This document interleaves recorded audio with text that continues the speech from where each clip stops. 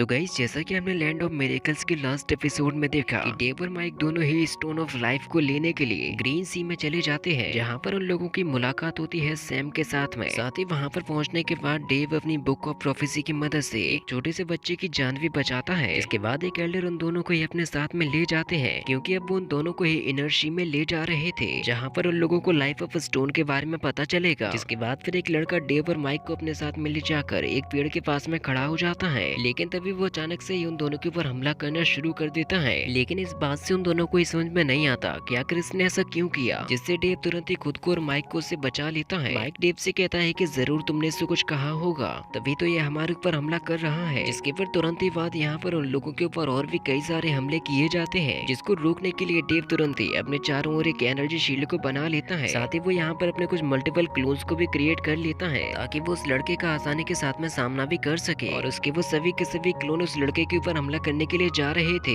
जिसमें उनकी मदद करने वाला है माइक, क्योंकि अब वो अपनी थंडर स्पीड के साथ में उस लड़के के ऊपर हमला कर देता है। लेकिन उससे बचना वो काफी अच्छे तरीके से जानता था। जिसके बाद फिर डेव भी आकर उसके साथ में फाइट करने लग जाता है, लेकिन तभी वो लड़का मौका पाकर अचानक से ही माइक के ऊपर एक तीर फायर कर देता है, जो कि उसके ऊपर हमला होने से पहले ही डेव उसे अपनी बुक ऑफ प्रोफेसी की मदद से रोक लेता है, क्योंकि उसके आगे जितने भी क्लोन्स थे वो उस तीर की मदद से खत्म हो चुके थे। जिसके बाद फिर डेव माइक से कहता है कि मैं 7th पेज की एबिलिटी को यूज करने वाला हूँ, क्योंकि अब हमें इसी चीज की जरूरत आन पड़ी है, जिससे कि वहाँ पर काफी सारे स्मोक क्रिएट हो जाता है। और फिर माइक तुरंत ही मौका पाते उस लड़के के ऊपर हमला करने के लिए चला जाता है, जिसके साथ में उसके यहाँ पर काफी गजब की फाइट हो जाती है। माइक यहाँ पर अपनी सुपर फास्ट स्पीड की एबिलिटी को यूज कर रहा था, जिसकी मदद से वो यहाँ पर उसके ऊपर काफी तगड़ी किक हिट भी कर देता है। लेकिन तभी वो लड़का मौका पाकर तुरंत ही एक और एनर्जी एरो को असेंबल करता है, जिसके लिए उसने आसपास के एनवायरनमेंट की स्पिरिचुअल एनर्जी को छीन लिया था। और उसके पास में इतनी ज्यादा एनर्जी जाने की वजह से वहाँ पर एक काफी बड़ा एनर्जी ईगल भी क्रिएट हो जाता है, जिसके साथ में फाइट करने के लिए माइक तुरंत ही यहाँ पर अपनी ड्रैगन एनर्जी को यूज करता है, और वो दोनों ही आमने सामने जाकर एक दूसरे से टकरा जाते हैं। लेकिन माइक के ड्रैगन्स की पावर काफी ज्यादा कमजोर थी, इसीलिए वो यहाँ पर वैनिश हो जाते हैं। जिसके बाद फिर वो लड़का दोबारा से अपनी उसी एनर्जी ईगल को यूज करते हुए माइक के ऊपर एक बहुत ही ज्यादा खतरनाक अटैक भी करने वाला था, जिसे डेव अपनी बुक ऑफ प्रोफेसी की पावर की मदद से रोक लेता है, जिससे कि फिर माइक तुरंत ही मौका पाकर उसके ऊपर अपने फायर पावर को यूज करता है। लेकिन वो लड़का काफी ज्यादा चालाक था, क्योंकि इसने माइक के द्वारा किए हुए अटैक को अपने बॉडी में एब्जॉर्ब कर लिया था, जिसकी वजह से वो और भी ज्यादा पावरफुल हो जाता है। साथ ही उसके एनर्जी ईगल की भी काफी ज्यादा पावर बढ़ जाती है। माइक कहता है कि इस तरीके से तो हम लोग इसे हरा ही नहीं पाएंगे। और जब वो दोबारा से उसके ऊपर अटैक करने के लिए आने वाला था, माइक डेव से कहता है कि अब हमें पीएलएस बीड की पावर को ही यूज करना पड़ेगा, जिससे कि फिर वो तुरंत ही टेलीपोर्ट होकर डेव के पास में पहुंच जाता है, जो देखकर उस लड़के को अपनी आंखों पर यकीन नहीं होता कि आखिर इसने ये कैसे किया। और फिर डेव और माइक दोनों ही अपनी अपनी पावर्स को ऐड कर लेते हैं, और उस लड़के के ग्रीन ईगल के हमला करते ही वो तुरंत ही वहीं पर खत्म हो जाता है। लेकिन ओशन ट्राइब के लड़के को ऐसा लग रहा था जैसे कि उसने उन दोनों को ही खत्म कर दिया, लेकिन डेव और माइक ने तो यहाँ पर काफी शानदार चाल चलकर उसको वहीं पर फंसा दिया था, और वो दोनों ही उसके ऊपर अटैक करने के लिए आने वाले थे। लेकिन वो भी काफी ज्यादा चालाक होता है, क्योंकि वो तुरंत ही अपने हेवनली पावर की मदद से उन दोनों के ऊपर अटैक कर देता है। लेकिन ये अटैक उस ओशन ट्राइब के लड़के के ऊपर ही भारी पड़ जाता है, क्योंकि उसने ये कभी भी नहीं सोचा था कि उसके ऊपर इस तरीके से हमला किया जाएगा, जिसकी वजह से वो थोड़ा सा इंजर्ड होकर रुक जाता है। और फिर तभी डेव और माइक को वहाँ के किसी एल्डर की आवाज आती है, जो कि उन दोनों से ये कहते हैं कि तुम्हारी पावर्स तो काबिले तारीफ है, क्योंकि हमारे ग्रीन एबिस को हरा पाना इतना भी ज्यादा आसान नहीं था, और उन एल्डर के पास में गॉड लेवल की पावर्स थी। इसीलिए डेव और माइक को लगने लगता है कि उन लोगों को दोबारा से इसके साथ में फाइट करनी पड़ेगी। तो फिर वो एल्डर तुरंत ही उन लोगों से कहते हैं कि तुम लोगों को डरने की कोई भी जरूरत नहीं है, क्योंकि तुम लोग जैसा समझ रहे हो हम तुम्हारे दुश्मन नहीं है, क्योंकि अभी ली युवान ने तुम लोगों के ऊपर जो हमला किया था, ऐसा करने के लिए हमारे एल्डर्स ने ही उससे ऐसा कहा था। यूँ समझ लो कि तुम लोगों का यहाँ पर एक टेस्ट लिया गया है। तो माइक हैरान होते हुए कहता है कि ये आखिर किस तरीके का टेस्ट था, जिसमें आप लोग चाहते तो हमारी जान भी ले सकते थे। तो वो एल्डर उन दोनों से ही कहते हैं कि हम तुम्हारे टैलेंट से परिचित हो चुके हैं, जो कि इतना ज्यादा है कि तुम अपने साथ साथ हमारे लोगों की भी ताकत बढ़ाने में मदद करोगे। और जब तुम लोगों ने हमारे इस टेस्ट को पार कर ही लिया है, तब तो तुम लोग हमारे इस ओशन क्लेन के सबसे खास मेहमान बन चुके हो। वैसे तुम लोग जो स्टोन ऑफ लाइफ को यहाँ पर लेने के लिए आए हो, वो हमारे क्लेन और फैमिली के लिए बहुत ही ज्यादा जरूरी है, इसीलिए किसी को भी इतनी आसानी के साथ वो दे पाना वो तो हमारे लिए नामुमकिन है। और इसी वजह से हम लोगों ने ये टेस्ट को सेटअप किया था, ताकि तुम लोगों की स्ट्रेंथ के बारे में तो पता चल ही सके। और वैसे अगर मैं अपने बारे में बताऊं तो मैं यहाँ का 4th एल्डर हूँ। मैं तुम्हारा स्वागत करता हूँ हमारे इस ओशन क्लेन में। और फिर तभी हमें वहाँ पर आती हुई एक ब्यूटीफुल ग्रीन गर्ल को भी दिखाया जाता है, जिसके साथ में यहाँ के एल्व्स की तरह दिखने वाले भी लोग मौजूद थे। और वो लड़की उन दोनों से यही कहती है कि आप लोगों का हमारे क्लेन में स्वागत है, लेकिन लेकिन माइक इस बारे में सोचने लग जाता है कि अगर ये लोग सच में हमारे दुश्मन हुए तब तो इन लोगों की संख्या काफी ज्यादा हो चुकी है। जिसके बाद फिर डेव और माइक दोनों ही अपना अपना परिचय देते हैं। वो लोग थंडर सिटी और विजडम सिटी से यहाँ पर आए हुए हैं। और फिर तभी माइक एल्डर से कहता है कि क्या हम लोग सच में इस टेस्ट को पास कर चुके हैं। तो एल्डर कहते हैं कि हाँ बिल्कुल, तुमने तो हमारा दिल जीत लिया। तो माइक कहता है कि यानी कि अब हमें स्टोन ऑफ लाइफ मिल जाएगा। तो वो एल्डर कहते हैं कि ये इतना भी ज्यादा आसान नहीं होने वाला। माइक कहता है कि आप ही ने तो कहा है कि हम लोग इस टेस्ट को पास कर चुके हैं, फिर आप हमें वो स्टोन क्यों नहीं दे देते। तो वो एल्डर कहते हैं कि केवल यही एक काम है जो कि हम लोग खुद से नहीं कर सकते, क्योंकि ये चीज किसी और से भी जुड़ी हुई है, क्योंकि अभी इससे पहले तुम लोगों को एक और काम करना पड़ेगा। तो डेव कहता है कि प्लीज आप हमें बताइए कि अब हमें और क्या करना होगा। लेकिन तभी वहाँ पर अचानक से कुछ भूकंप सा आ जाता है और वो दोनों ही नीचे की तरफ गिरने वाले थे। तो फिर वो ग्रीन गर्ल तुरंत ही माइक के पास में पहुंच जाती है और उसकी जान बचा लेती है। साथ ही डेव को बचाकर एक दूसरा बंदा ले जाता है और माइक के साथ में ऐसा होने से उसको काफी ज्यादा चक्कर भी आ चुके थे। तो फिर वो ग्रीन गर्ल तुरंत ही माइक से कहती है कि माफ कीजिए, ये सारी की सारी हमारी गलती है। तो माइक उससे कहता है कि क्या तुम मुझे बताओगे कि आखिर ये हुआ क्या था। तो वो ग्रीन गर्ल कहती है कि ये हमारे बीटीएन आइलैंड की सबसे बड़ी दिक्कत है, क्योंकि जब कभी भी कोई स्टोन ऑफ लाइफ के बारे में बातें करता है तो ये आइलैंड इसी तरीके की हरकतें करने लग जाता है। वो तो शुक्र है कि आपको कहीं पर चोट नहीं आई। तो माइक गुस्से के साथ में कहता है कि ये इस तरीके से अपना गुस्सा निकालता है। तो फिर तभी वो ग्रीन गर्ल उससे कहती है कि मैं आपसे कुछ कहना चाहती हूँ और वैसे क्या आप मेरा कहा हुआ मान पाएंगे। इसके बाद फिर हमें डेव को भी दिखाया जाता है जिसे एक दूसरा बंदा बचाकर ले जा रहा था।